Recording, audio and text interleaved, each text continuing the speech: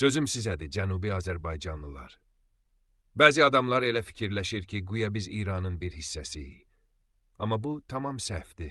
Bu torpaqlarda qədimdən türklər yaşayıb, farslar sonradan gəlib buraları işğal eləyib öz adamlarını köçürüb. Amma bu sadəcə işğal olub, belə şey hər ölkədə olur.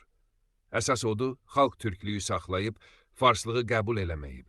Farslar hər yolla burada güc qazanmaq istəyib, amma türklük həmişə üstün gəlib. Türklər bu torpaqlara eradan əvvəl 3-cü minillikdə gəlib məskən salıb, farslar isə 1-ci minillikdə gəlsə də burada qala bilməyib.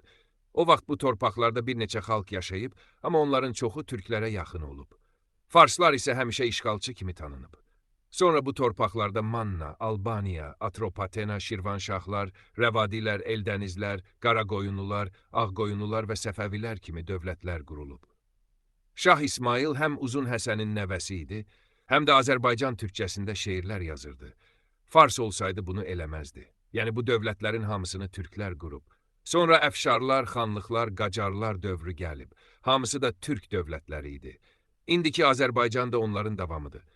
Bəli, bir az vaxt olub ki, başqa imperiyaların tərkibində olmuşuq, amma xalq heç vaxt kimliyini itirməyib. Əgər farsların dediyi kimi olsaydı, biz çoxdan tarixdən silinərdik. Düşmən illərlə çalışıb ki, xalqın sayını azaltsın, amma bacarmayıb. İndi dünyada Azərbaycanlıların sayı farslarla eynidir. Bu da onu göstərir ki, biz vaxtilə onlardan çox olmuşuq və bu qədər təzyiqə baxmayaraq hələ də güclüyük. Ona görə də, ey Azərbaycanlılar, kim olduğunuzu unutmayın. Dilinizə, tarixinizə, mədəniyyətinizə sahib çıxın. Siz İranlı deyilsiz, Azərbaycanlısınız.